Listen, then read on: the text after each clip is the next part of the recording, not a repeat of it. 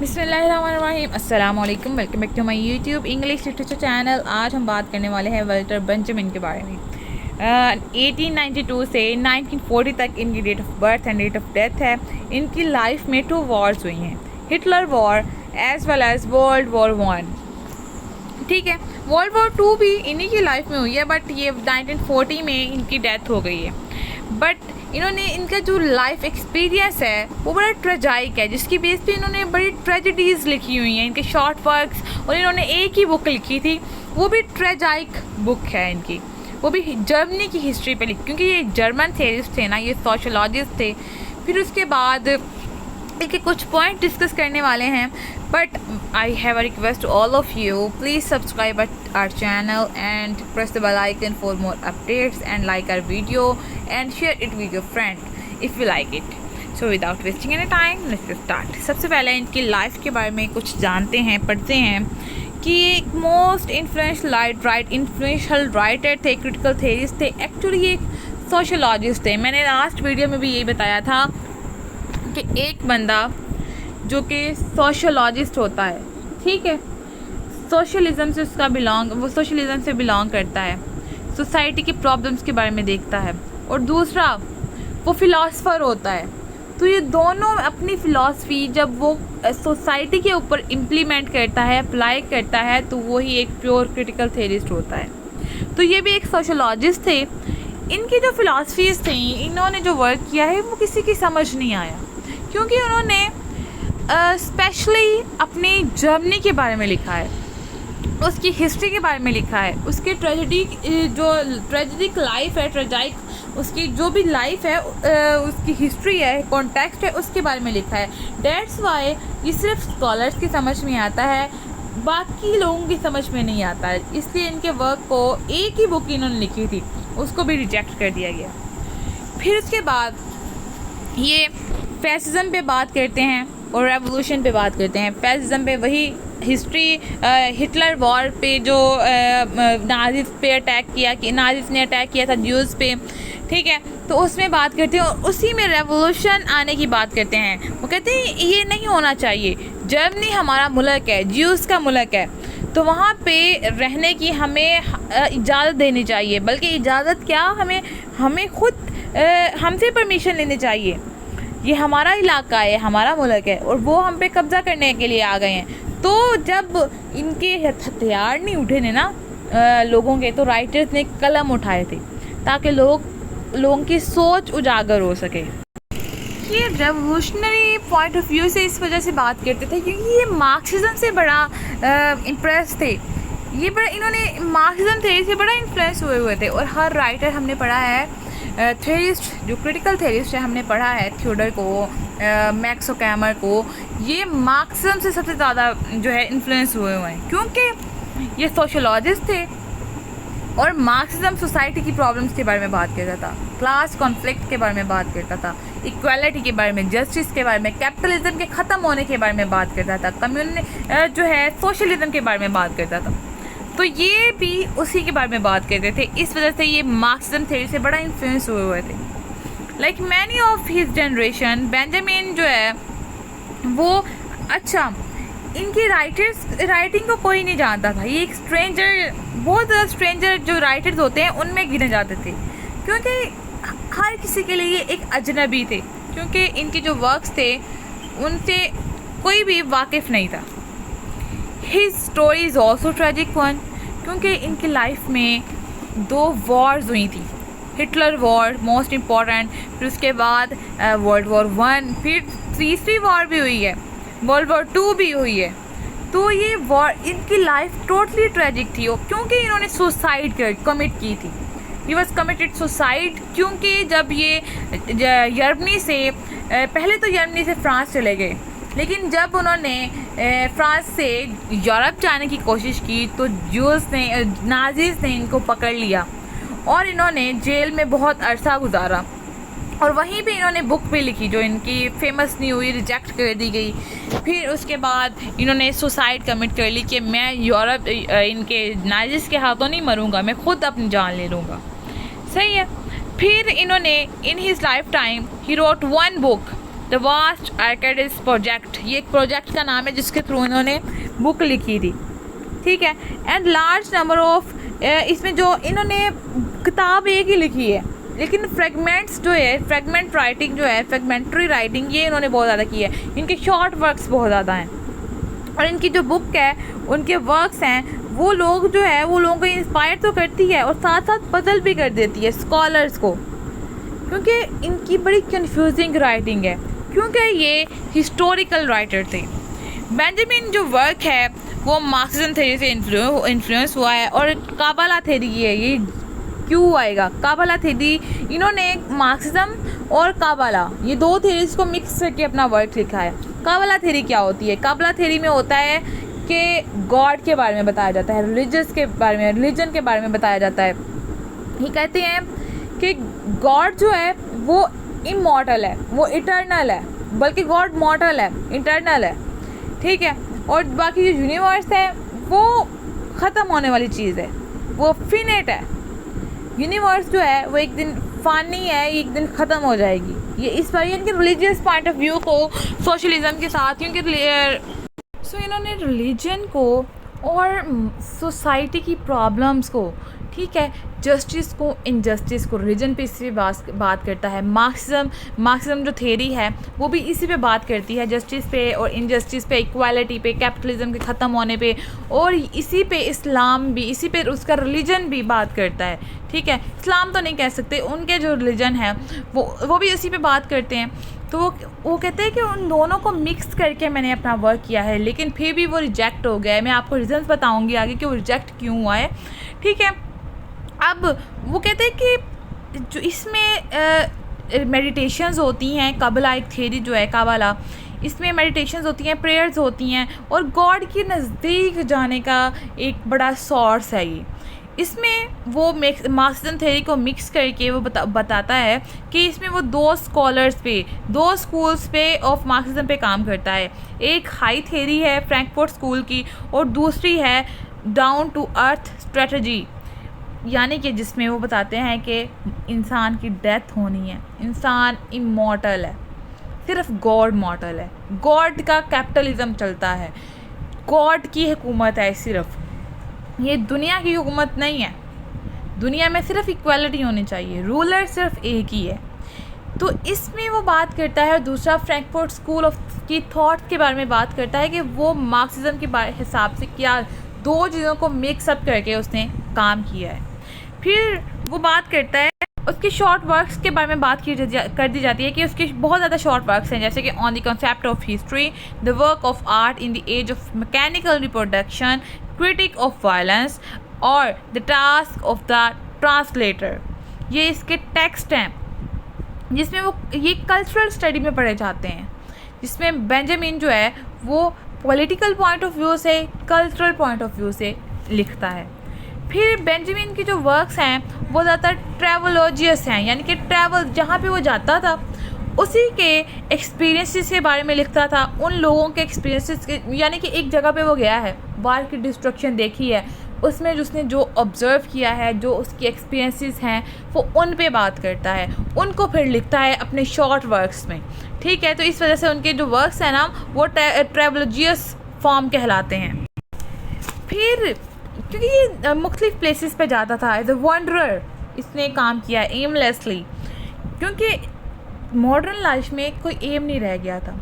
Writers पे भी इसका इफ़ेक्ट था, वो एमलेसली घूमते रहते थे और फिर वहाँ पे जो एक्सपीरियंस करते थे उसी पे लिख देते थे। कमेंट्स, डॉक्यूमेंट्रीज, इंटरव्यूज़, ये लिखे हुए हैं राइटर्स ने अपने नॉवेल्स में, अपनी बुक्स में। फिर ये वॉर पे ये वॉर पे क्रिटिसाइज़ करता है, ये वॉर के होने पे क्रिटिसाइज़ करता है, वॉर करने वालों पे क्रिटिसाइज़ करता है। वो कहते हैं कि तुम्हें कौन सी सेटिस्फेक्शन मिलती है वॉर करके। वॉर जो है ये डिस्ट्रैक्शन की हैपनिंग है, इससे मुल्क डिस्ट्रॉय होते हैं, इससे मेंटालिटी, इससे साइकी इफेक्ट होती है लोगों की, लोग आइसोलेशन का शिकार हो जाते हैं, लोग नेचर से दूर हो जाते हैं, लोग अपने रिलेटिव से, अपने प्यारों से, जो क्लोज रिलेशन होते हैं उनसे दूर हो जाते हैं, और इवन जो बचते हैं वो अपनी फैमिलीज़ में रहते हुए आइसोलेट हो जाते हैं।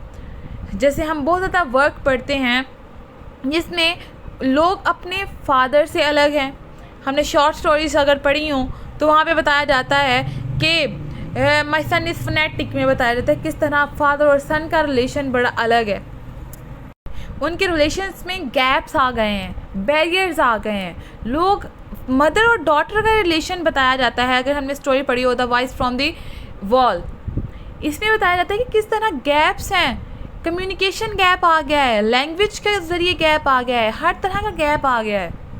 तो वो कहते हैं कि क्या मिलता है तुम लोगों को वॉर करके। ये इसका कॉन्सेप्ट भी क्रिटिसाइज़ करता है वॉर पे। फिर वो कहता है पॉलिटिक्स पे बात करता है। पॉलिटिक्स में वो कहता है कि जो स्वेर्जियन इश्यूज, स्वेर्जियन वायलेंस पे बात करता है कि जब एक वॉर होती है तो इंटरनेशनल लेवल पे डिस्ट्रक्शन होती है, वायलेंस क्रिएट हो जाता है। हिज मेजर इन्फ्लुएंस ऑन अगम्बन, ये एक फिलासफर था जिससे इसने बड़ा इन्फ्लुएंस हासिल किया है। फिर वो कहता है कि वो डिज़ाइन करता है कि मटेरियलिस्टिक अल्टरनेटिव जो है वो इट्स मीन कि जो लोग हैं जो वॉर क्रिएट करते हैं ये मटेरियलिस्टिक चीज़ों की वजह से, सोर्सेज की वजह से, अपने कब्ज़े जमाने की, ऑप्रेस करने की वजह से, कॉलोनाइज करने की वजह से, इस अटेंशन की वजह से वॉर क्रिएट करते हैं। हालांकि रिलीजियस रिडम्पशन उनके लिए है, वो माफ़ी मांग सकते हैं, रिलीजन में आ सकते हैं, लेकिन वो ऐसा नहीं करते क्योंकि वो सिर्फ वर्ल्डली रिसोर्सेज की वजह से, वर्ल्डली जो है लव की वजह से एक वॉर हैपेंड होती है। फिर इसके वर्क्स में हमें कैपिटलिज्म नज़र आता है। कैपिटलिज्म यानी कि कैपिटलिज्म का खात्मा। वो कैपिटलिज्म के बारे में बात करता है, कैपिटलिज्म नहीं होना चाहिए, सोशलिज्म होना चाहिए, जैसे कि मार्क्सिज्म की थ्योरी जो है वो करती है। वो कहता है कि इंसान को फेट और गिल्ट पे यकीन है, यानी कि उसकी वो बात करता है कि मेटाफिजिकल सिस्टम बेस्ड करता है फेट और गिल्ट पे।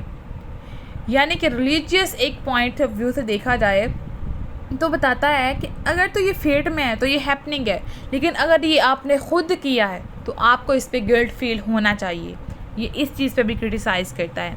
फिर बेंजामिन मार्क्सिज्म के ट्रेडिशन से, हम बहुत दफ़ा पढ़ चुके हैं कि मार्क्सिज्म के ट्रेडिशन से लिखता है और इसके बहुत ज़्यादा वर्क्स जो हैं ये मार्क्सिज्म की थेरीज पे लिखे हुए हैं, जो इसके शॉर्ट वर्क्स हैं।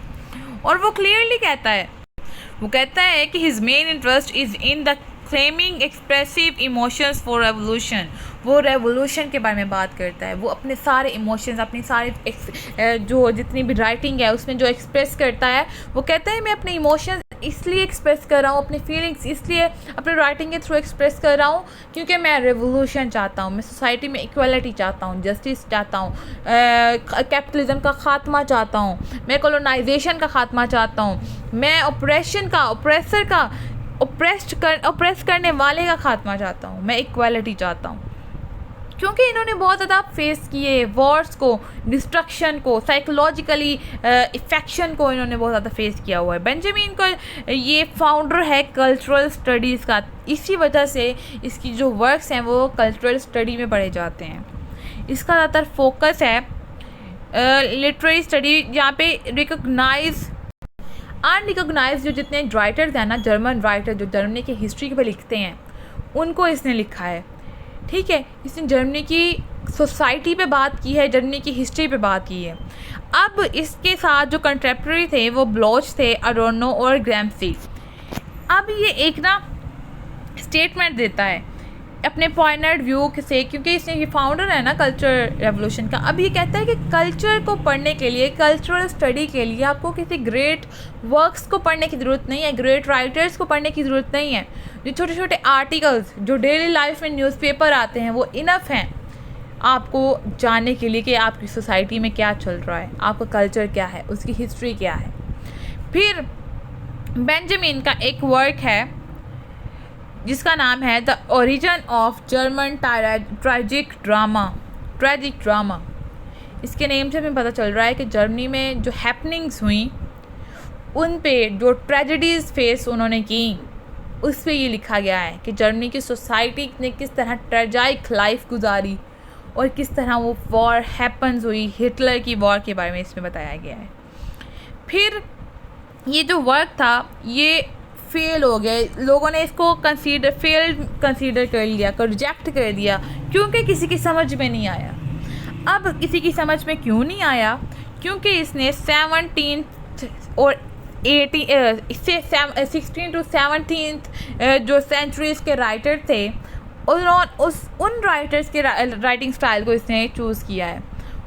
क्योंकि ये जो बड़े राइटर्स थे जैसे कि शेक्सपियर, इसने उनके राइटिंग स्टाइल को चूज़ नहीं किया, इसने उन राइटर्स को पकड़ा, उन राइटर को चूज़ किया जो कि जर्मन की हिस्ट्री के बारे में बात करते थे, जो कि जर्मनी की सोसाइटी के बारे में बात करते थे कि वो कैसा था। जर्मनी की हिस्टोरिकल पॉइंट ऑफ व्यू को देखने के लिए उसने छोटे छोटे राइटर्स को उठाया और उनके राइटिंग स्टाइल को फॉलो करते हुए इसने अपना वर्क किया। डेट्स वाई इसके वर्क को रिजेक्ट कर दिया गया। बट ये कहता है कि मेरे हिसाब से जो क्वालिटी है वर्क की वो मैटर नहीं करती, लेकिन ये मैटर करता है कि जर्मनी की हिस्ट्री क्या है और इसकी सोसाइटी किस तरह फेस किया इसने प्रॉब्लम्स को, और सोसाइटी के पॉजिटिव पॉइंट्स क्या हैं इसने ये बताए हैं, और जर्मन सोसाइटी के नेगेटिव पॉइंट्स ने बताए हैं।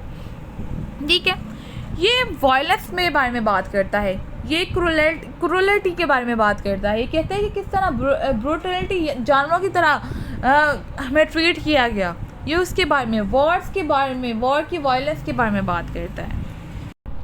फिर उसके बाद ये बात करता है, ये अपने वर्क के बारे में the origin of German tragic drama, कि कहाँ से ओरिजिन हुआ जर्मनी के ट्रेजिक ड्रामा का, उसकी में लिखता है, वो उसके बारे में बात करता है। वो कहता है कि मेरा ये जो वर्क है ना, ये मैंने कहीं से कॉपी नहीं किया, ये रियलिटी पे बेस करता है, ये डिग्रेशन पे बेस करता है, ये ऑपरेशन पे बेस करता है, ये जो सोसाइटी में हुआ जर्मन सोसाइटी में, ये उस पे बेस करता है।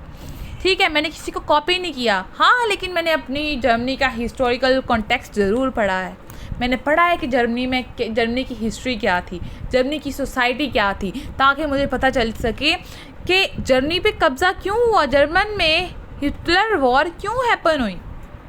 डेट्स वाई वो वॉर पे, वायलेंस पे, ऑपरेशन पे, डिग्रेशन पे बात करता है। इस वजह से उसका वर्क को रिजेक्ट कर दिया गया, क्योंकि उसका वर्क शेक्सपियर की तरह एस्थेटिक प्लेयर नहीं देता था। फिर अकॉर्डिंग टू बेंजामिन वो साइंस के बारे में भी बात करता है। वो कहते हैं कि science is an accumulation of knowledge claims, it's purpose is therefore analysis rather than representation.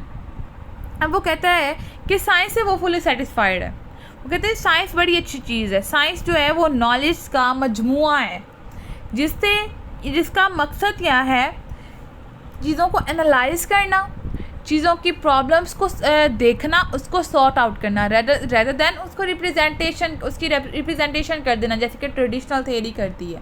वो टोटली ट्रेडिशनल थेरी को रिजेक्ट करता है। वो कहता है कि साइंटिफिक जो थेरी है, जो साइंस है, वो बेस्ट है, क्योंकि वो हमें प्रॉब्लम्स के सोल्यूशन देती है। इसी तरह क्रिटिकल थेरी भी हमें प्रॉब्लम्स के सोल्यूशन देती है। वो ट्रुथ के बारे में बात करता है।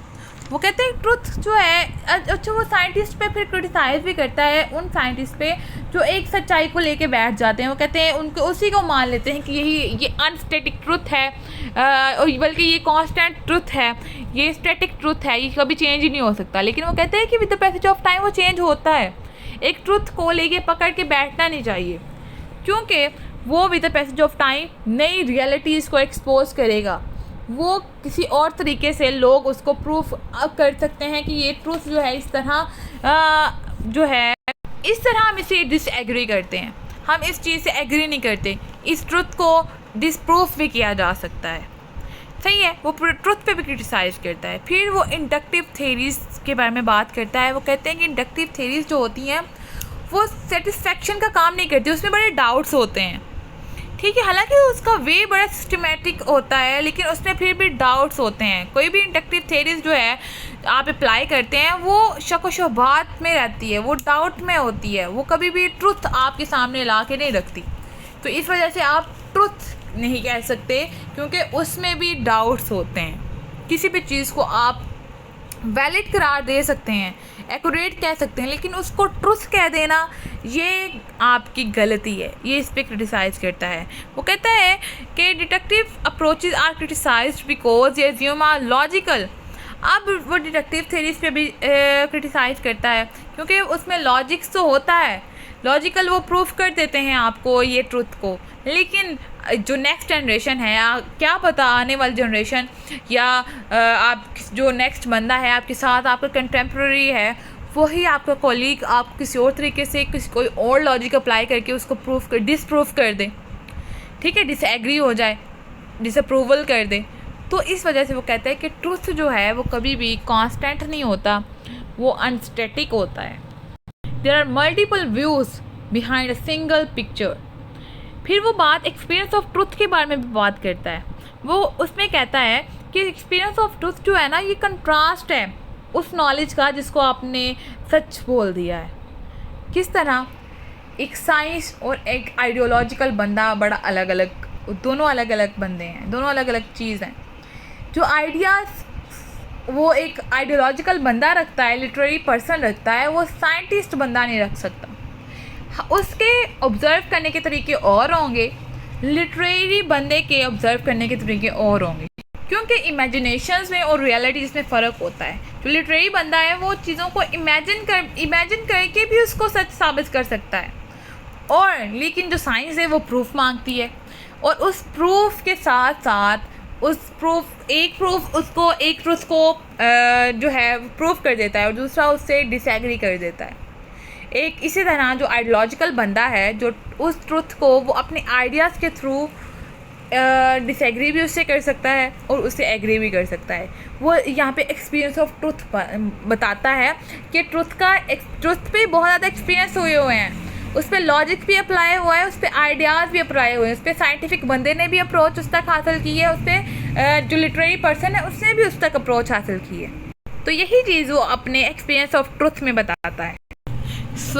यही थी हमारी आज की वीडियो, यही थी हमारा आज का lecture. I hope you all guys enjoyed it. दुआ में याद रखिएगा and do not forget to subscribe our channel and share it your friend. अगर आप किसी भी चीज़ की कन्फ्यूजन होती है आप कमेंट बॉक्स में उसका पूछ सकते हैं। अगर आप मेरी वीडियो से सेटिस्फाइड होते हैं तो प्लीज़ हमारी वीडियो को लाइक किया करें एंड इसको शेयर किया करें अपने फ्रेंड्स के साथ, ताकि दूसरों की भी हेल्प आउट हो सके। और आपके लाइक्स और आपकी शेयरिंग हमारे लिए सिंगल शेयर बहुत ज़्यादा मैटर करता है, और उसके अलावा आपकी जो सब्सक्रिप्शन होती है वो भी हमारे लिए बहुत ज़्यादा मैटर करती है, क्योंकि यही हम आपकी तरफ से हमारे लिए प्यार होता है। Thank you so much. दुआ में याद रखेगा। अल्लाह हाफिज़।